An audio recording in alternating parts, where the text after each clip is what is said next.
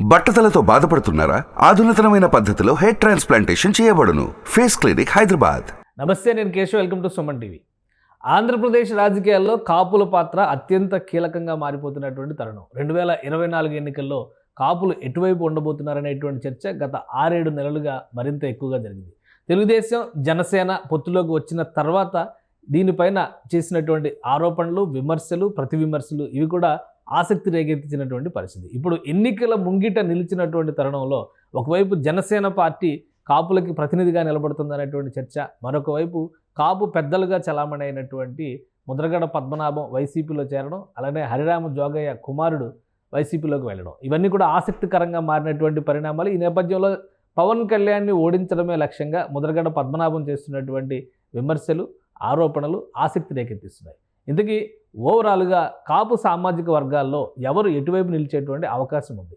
ముఖ్యంగా రాజకీయాలు కులాల వారీగా జరిగేటువంటి స్కోప్ ఎంతవరకు ఉంది? ఈ అంశాలను విశ్లేషించేటువంటి ప్రయత్నం చేద్దాం. మనతో పాటు ఉన్నారు కాపు జేఏసీ నాయకులు చందు జనార్దన్ గారు. చందు జనార్దన్ గారు నమస్కారం. చందు జనార్దన్ గారు 2 రోజుల నుంచి ఒక డిస్కషన్, ముద్రగడ పద్మనాభం గారి చేరిక తర్వాత ఆయన ఇప్పటివరకు మీడియాతో మాట్లాడిన సందర్భాలు తక్కువ ఉద్యమానికి సంబంధించి. అయితే పార్టీలో చేరిన తర్వాత వరుసగా 2 సార్లు మాట్లాడారు. జనసేనని, పవన్ కళ్యాణ్ని టార్గెట్ చేస్తూ మాట్లాడడం ఒక ఎత్తు అయితే, ఇంకోవైపు నుంచి అసలు నేను కాపు నాయకుడిని కాదు, నేను రాజకీయ నాయకుడిని అనేటువంటి ఒక వ్యాఖ్య చేశారు.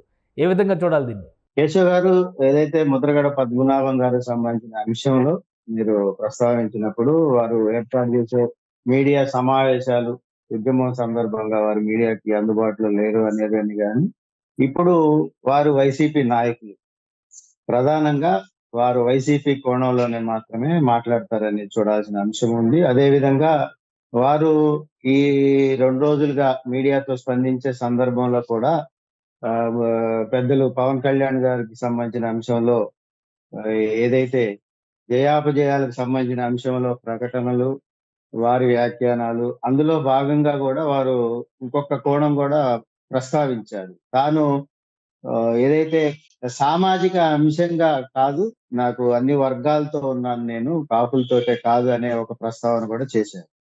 వీటన్నిటిని మనం పరిగణలో తీసుకున్నట్టయితే ముద్రగడ పద్మనాభం గారు వైసీపీ నాయకులు, వైసీపీని విజయం వైపు తీసుకెళ్లడానికి, అదే విధంగా తాను 30 సంవత్సరాల పాటు జగన్మోహన్ రెడ్డి గారిని ముఖ్యమంత్రిగా ఉంటారు, చూస్తాం, మనం ఆ విధంగా మేము ముందుకు తీసుకెళ్తాము. అదే విధంగా ఏదైతే మీడియా మిత్రులు అడిగిన సందర్భంలో అభివృద్ధికి సంబంధించిన అంశంలో కూడా తాము సలహాలు, సూచనలు ఇస్తాం, అభివృద్ధికి సంబంధించిన అంశంలో కూడా అనేది కూడా వారు ప్రస్తావించారు.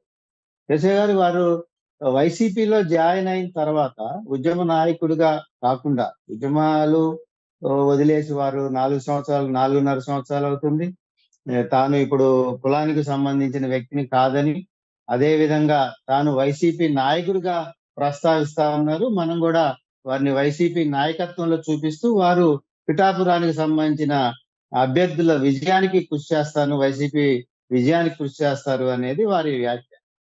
ఒక విషయం, ఆయన ఏ లేఖ రాసినా నా జాతి బిడ్డలు అంటూ రాసేటువంటి పరిస్థితులు మనం చూసాం. ఇప్పుడు అసలు ఆ జాతికి నేను నాయకుడిని కాదు అనేటువంటి పరిస్థితి ఎందుకు వస్తుంది? ఇది రాజకీయ కోణంలో మాత్రమే చూడదగినటువంటి అంశం అని చెప్పగలుగుతాం. ఎందుకంటే వైసీపీలో చేరినంత మాత్రాన ఆయన బలం కాపు సామాజిక వర్గం అనుకున్నది అసలు ఆ కాపు సామాజిక వర్గంతో సంబంధం లేనట్టుగా మాట్లాడడం అనేది యాక్సెప్ట్ చేసే విధంగా ఉందా? ఉంటది. ఎందుకంటే వారిని కుల పెద్దగా, సామాజిక ఉద్యమ నేతగా, ఒక కాపు ఉద్యమాలకు సంబంధించిన ఒక పెద్దగా కులం అంతా కూడా 2 రాష్ట్రాల్లో కూడా వారిని చూసిన సందర్భం.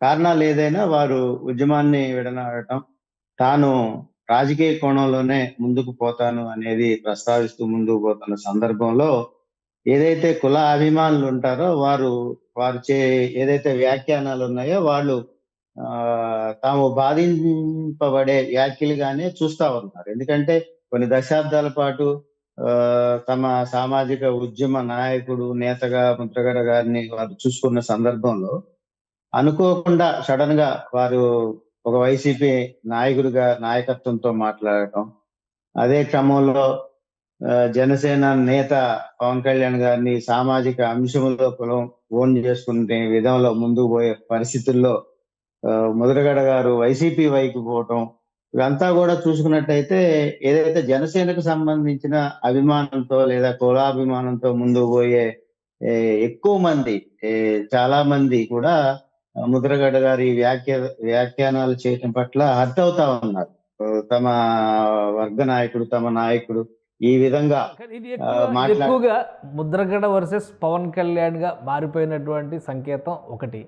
రెండోది కాపుల్లో చీలిక రాకూడదు, ఎందుకంటే కాపులు పెద్దన్న పాత్ర పోషించాలన్నట్టుగా పవన్ కళ్యాణ్ గారు కొన్ని స్టేట్మెంట్లు ఇచ్చిన పరిస్థితి చూసాం. ఈరోజు కాపుల్లో పూర్తి చీలిక వచ్చినట్టుగా చూడొచ్చు. ముద్రగడ్డ గారు అలానే హరిరామ్ జోగయ్య గారు తనయుడు వీళ్ళందరూ వైసీపీ వైపు రావడం, పవన్ కళ్యాణ్ వెంట నేను కాపు పార్టీ కాదు అని చెప్పుకుంటూనే కాపుల పెద్దన్న పాత్ర గురించి ఆహ్వానించినటువంటి పవన్ కళ్యాణ్ మరొక వర్గంగా మారిపోవడం, ఇది రెండుగా చీలిపోయినటువంటి పరిస్థితి ఉందనుకోవచ్చా?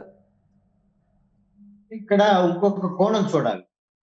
ఎలా అంటే వారు ఉద్యమం చేసిన సందర్భంలో వారు కుల నాయకత్వంతో ఉన్నప్పుడు కులం వారి వెనక ఉంటది, కుల నాయకుడిగా గుర్తిస్తారు వారిని.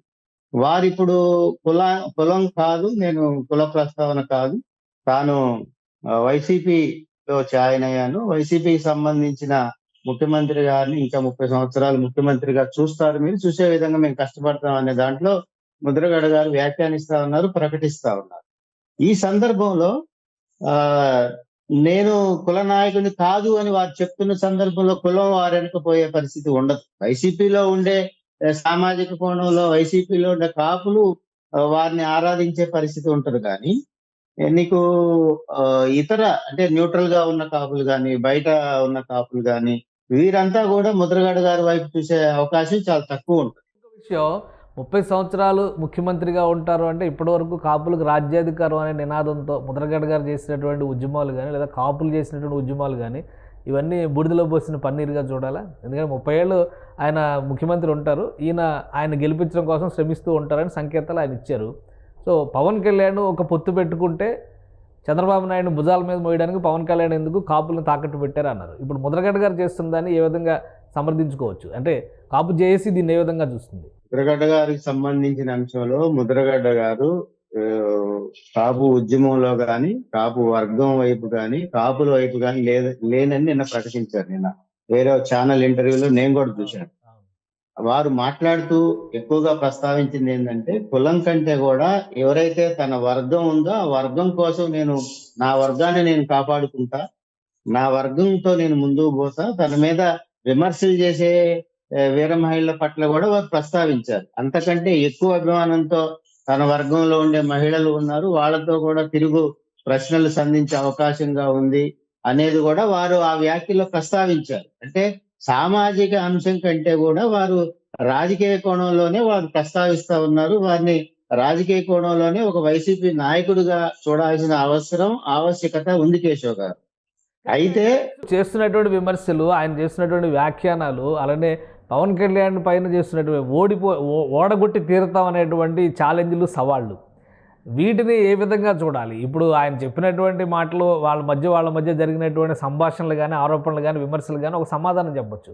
కానీ రాజకీయాన్ని కులంతో నిన్నటి వరకు మేళవించి మాట్లాడినటువంటి నాయకుడు ఈరోజు కులంతో సంబంధం లేకుండా కులాన్ని పరిచయించి మాట్లాడినంత మాత్రాన ఆయనకి ఆ గతంలో చేసినటువంటి వ్యాఖ్యలు ఇవన్నీ కూడా పక్కకు జరిగిపోతాయని అనుకోవచ్చా? శశి గారు మీరు మంచి పాయింట్ టచ్ చేశారు. ప్రధానంగా గతంలో పవన్ కళ్యాణ్ గారి అంశంలో పవన్ కళ్యాణ్ గారు వరుస జరిగినప్పుడు వైసీపీ కాపు, పవన్ కళ్యాణ్ గారు వరుస జరిగినప్పుడు వైసీపీలో ఉన్న కాపు వర్గానికి సంబంధించిన నేతలు కానీ, వైసీపీకి అనుకూలంగా ఉండి బయట సామాజిక కోణంలో పనిచేసే కాపు వర్గ నాయకులు కానీ వారు తెర మీదకి వస్తారు, వారు పవన్ కళ్యాణ్ గారి మీద విమర్శలు చేస్తా ఉన్నారు.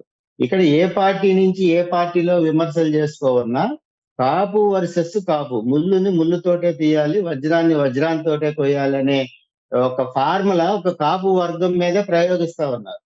ఏదైతే పవన్ కళ్యాణ్ గారి మీద విమర్శలు చేస్తా ఉన్నారో మొన్నటిదాకా కూడా పేర్ని నాని గారు కానీ, ఇతర నాయకులు కానీ, అంబటి రాంబాబు గారు కానీ, లేదంటే ఇటువంటి ప్రస్థానంతో పవన్ కళ్యాణ్ గారి మీద విమర్శలు జరిగినాయి. అవి రాజకీయ కోణంలో జనసేన వర్సెస్ వైసీపీగా ముందుకు వెళ్ళినాయి. దాని మీద అది వ్యూహం.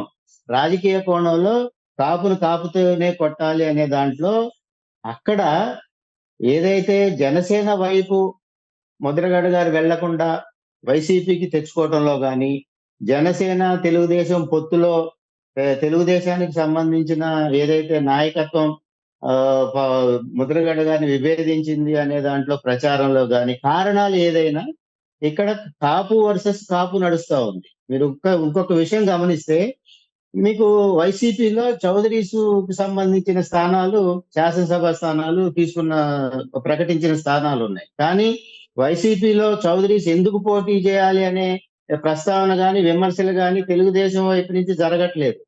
అదే కోణంలో రెడ్డిసు తెలుగుదేశంలో పోటీ చేసే పరిస్థితులు ఉన్నాయి. దానికి సంబంధించి వైసీపీ నుంచి రెడ్డి సామాజిక వర్గం నుంచి ఏదైతే ఆ సంఘాల వైపు నుంచి రెడ్ల మీద దాడులు కొనసాగట్లేదు. కానీ ఏదైతే జనసేనకు సంబంధించిన జనసేన వర్సెస్ వైసీపీలో కాపు వర్సెస్ కాపుగా విమర్శలు, దాడులు ఇవన్నీ కూడా ఎక్కువ కొనసాగుతున్నాయి. కాపుల మీదే ఈ విమర్శలు, కాపుల మీదే చర్చలు కొనసాగుతూ ఉన్నాయి. మీరు బాగా సున్నితంగా గమనించండి ఈ విషయాలన్నిటి కూడా. కాపు నాయకుల మధ్య, కాపు సంఘాల మధ్య వచ్చినటువంటి విభజన రేఖలే దీనికి కారణం అని అనుకోవచ్చా? ఎందుకంటే ముద్రగడ పద్మనాభం గారు ఇచ్చిన స్టేట్మెంట్ తర్వాత కొన్ని కాపు సంఘాలేమో ఆయన పూర్తిగా బహిష్కరిస్తున్నాం మేము అనేటువంటి మాట ప్రకటించినాయి. ఎందుకంటే మేము కాపు జాతి పెద్దన కాదని ఆయనకంతా ఆయన చెప్పుకున్నారు కాబట్టి మేము బహిష్కరిస్తున్నామని వాళ్ళు చెప్పారు.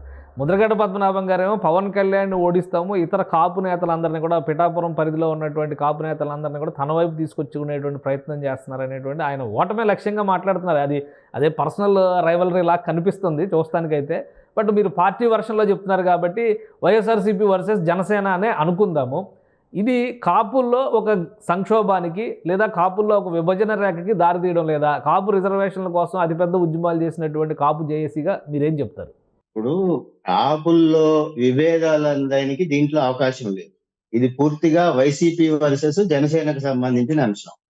అయితే దీంట్లో గెలుపు ఓటములకు సంబంధించిన అంశంలో కనుక మీరు తీసుకున్నట్టయితే కాకినాడ జిల్లా గాని ఉమ్మడి ఈస్ట్ వెస్ట్ జిల్లాల్లో ముద్రగడ గారి సంబంధాలు, వారి యొక్క పాత్ర, ఉద్యమాలు ఇవన్నీ కూడా వారు రాజకీయ కుటుంబం ఉండటం, వారి తాతగారి దగ్గర నుంచి వారి ఫాదర్ కూడా శాసనసభ్యులుగా పనిచేసి 2 సార్లు ఈ విధంగా ముందుకు పోయిన పరిస్థితుల్లో కాకినాడ జిల్లాలో పట్టున్న నాయకులు ముద్రగడ గారు. ఇదే కోణంలో తీసుకున్నట్టయితే జనసేనకు సంబంధించి కాపు సెంటిమెంట్ బలంగా ఉన్న పరిస్థితి. ఇప్పుడు వైసీపీ ముద్రగడ గారితో పోటీ చేయించకుండా కూడా ప్రచారానికి ఒక ఐకాన్ గా వాడుకుని కాపు ఓట్లను ప్రభావితం చేయాలనే దాంట్లో ముందుకు పోయే క్రమంలో ఒక పథకం ప్రకారం గెలుపుని నిర్దేశించాలనే దాంట్లో ముందుకు పోతున్న పరిస్థితుల్లో దీన్ని మనం చూసుకున్నట్టయితే ఏదైతే వైసీపీకి టార్గెట్ జనసేన అధినేత ముఖ్యంగా పవన్ కళ్యాణ్ గారిని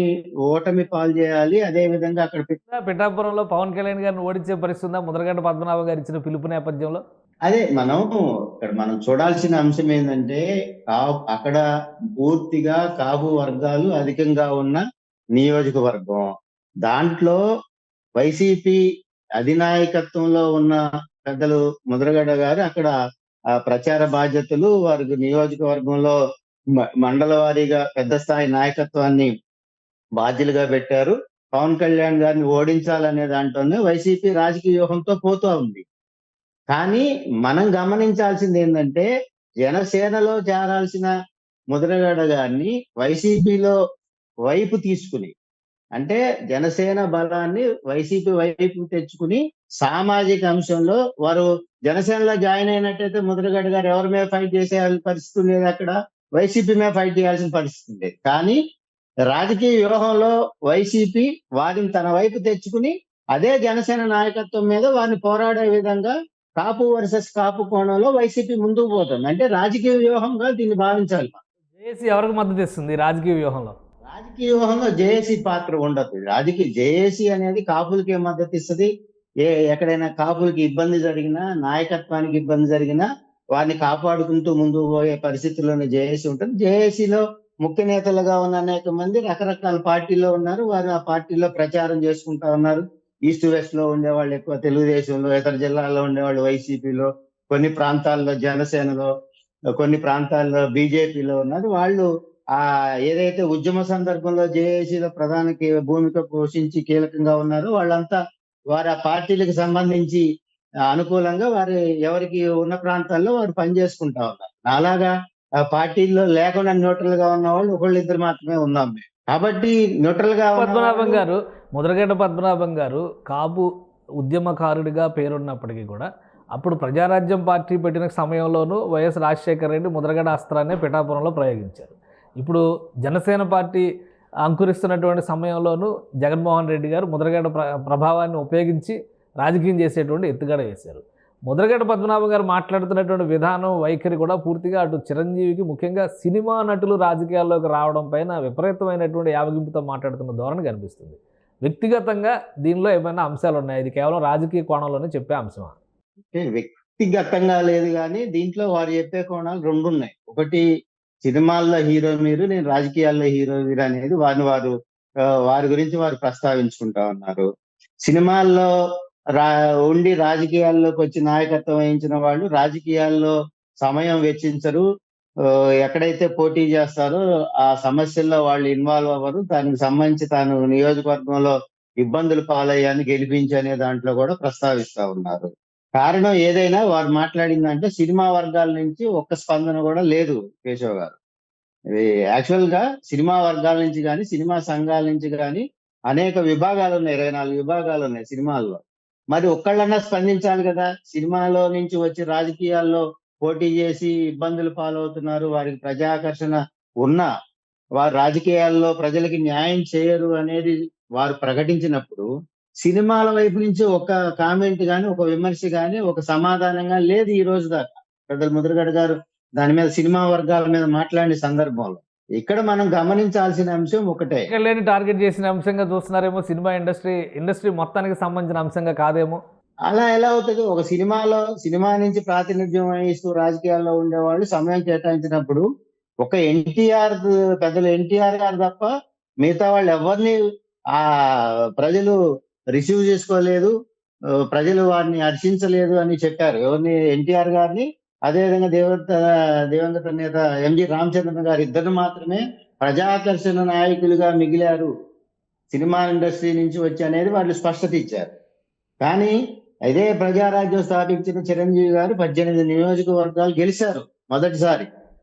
పార్టీ పెట్టిన మొదటి విడతే 18 మంది శాసనసభ్యులు గెలిపించుకున్నారు. వాళ్ళు విజయవంతంగా ముందుకెళ్లిన పరిస్థితే చెప్పుకోవాలి మనం.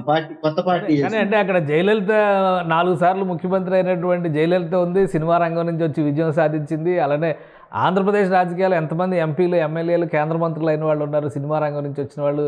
మరి వీళ్ళెవరూ స్పందించట్లేదు అంటే ఇది కేవలం కాపుల మధ్య జరిగేటువంటి సంఘర్షణగా చూస్తున్నారు అనుకోవాలి అందరూ. ఇప్పుడు బయట నుంచి స్పందన ఎందుకు రాలేదు? రాజకీయ కోణంలో మనం ఎందుకు స్పందించాలి? అధికారంలో ఉన్న పార్టీని విభేదించినట్టు అవుతుంది కాబట్టి మనం ఎందుకు స్పందించాలని సినిమాలో ఉన్న రాజకీయ నాయకులు అనుకుని ఉండొచ్చు. కానీ వారి విమర్శ అందరికీ వర్తిస్తుంది. ఏదైతే ముద్రగడ పద్మనాభం గారు సినిమా ఇండస్ట్రీకి సంబంధించి వాళ్ళు విమర్శ చేశారో ఒక పవన్ కళ్యాణ్ గారికే వర్తించదు అది.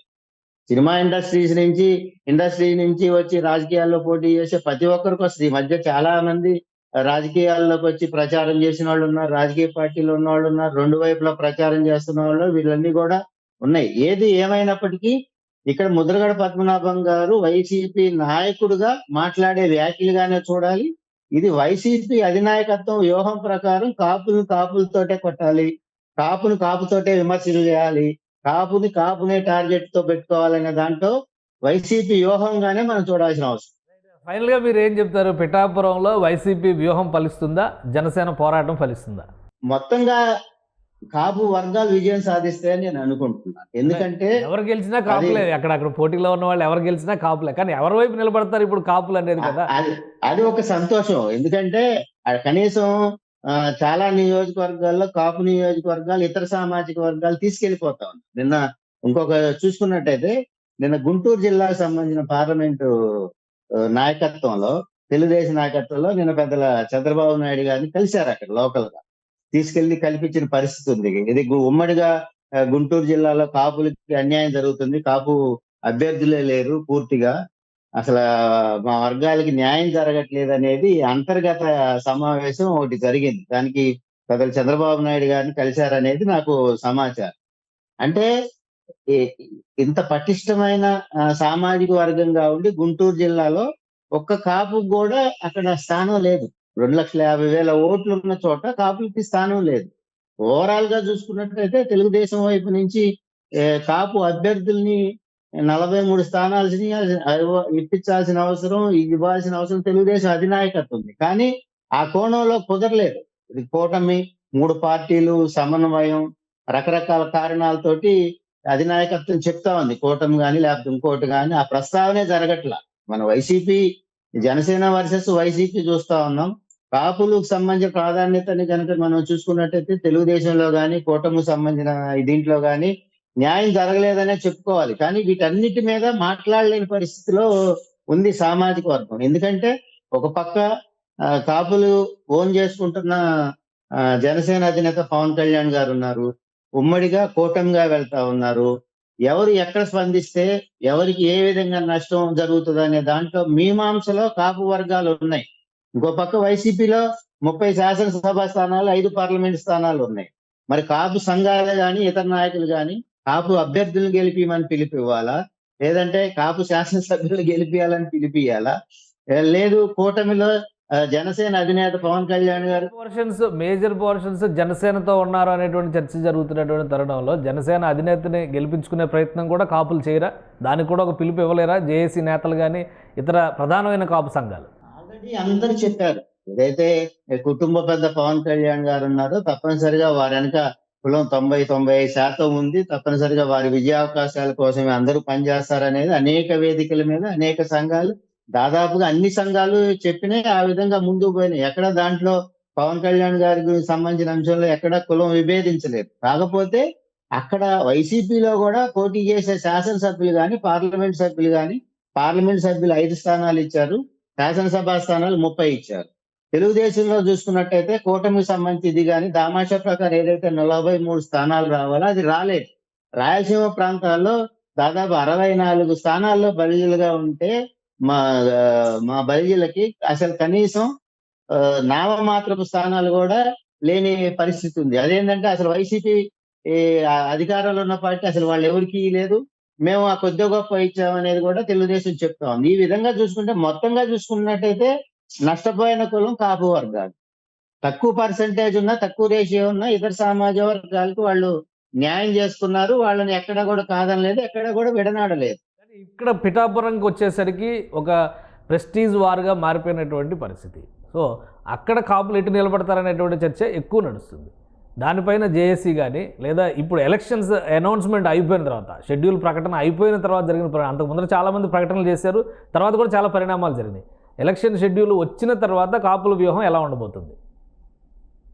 కాపులు ఇప్పటికే చాలా సంఘాలు కానీ, ముఖ్య నేతలు కానీ పిఠాపురం వైపు వెళ్ళటం జరిగింది. చాలా మంది అక్కడి నుంచి మేము ఇక్కడ పవన్ కళ్యాణ్ గారి కోసం పనిచేస్తున్నామని చెప్పి ఫోన్లు చేసిన సందర్భాలు ఉన్నాయి. పవన్ కళ్యాణ్ గారి వెంట సామాజిక వర్గం పిఠాపురంలో నడుస్తా ఉంది కేశవ్. దాంట్లో అక్కడ ఇది లేదు. వారి పిఠాపురంలో వంగా గీత గారికి, అదేవిధంగా పవన్ కళ్యాణ్ గారికి కూడా చాలా దగ్గర సత్సంబంధాలు కలిగిన అభ్యర్థి వాళ్ళిద్దరు కూడా. ఎందుకంటే వంగాగి మీకు పార్టీలోకి వచ్చేయమంటారు, అందుకేనా జనసేనలోకి రమ్మని ఆహ్వానిస్తున్నారు, అభ్యర్థిని ప్రత్యర్థిని ఆహ్వానిస్తున్నారు.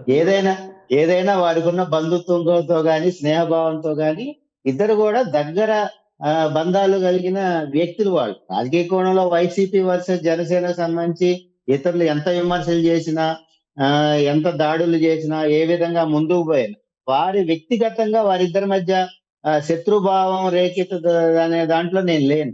ఎందుకంటే వంగా గీత గారి గురించి కూడా మనకి తెలుసు కాబట్టి, ఇన్ని దశాబ్దాల్లో పనిచేసిన విధానం, వారు ప్రజారాజ్యంలో పనిచేసిన విధానం, తర్వాత కూడా వారి కుటుంబంతో వారికి సత్సంబంధాలతో ముందుకు పోయిన పరిస్థితి మనం గనక పరిశీలించినట్టయితే వారు ఎక్కడా కూడా అంతర్గతంగా శత్రువుగా విభేదిస్తారనేది నేను అనుకోను.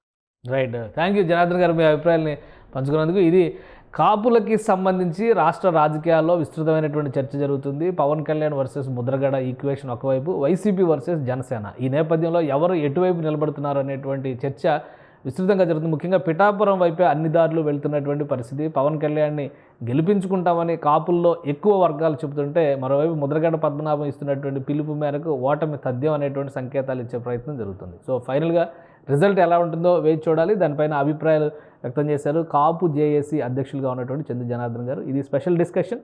Keep watching. సుమన్ టీవీలో మీ పర్సనల్ అండ్ బిజినెస్ ప్రమోషన్స్ కోసం కింది నెంబర్కి కాంటాక్ట్ చేయండి.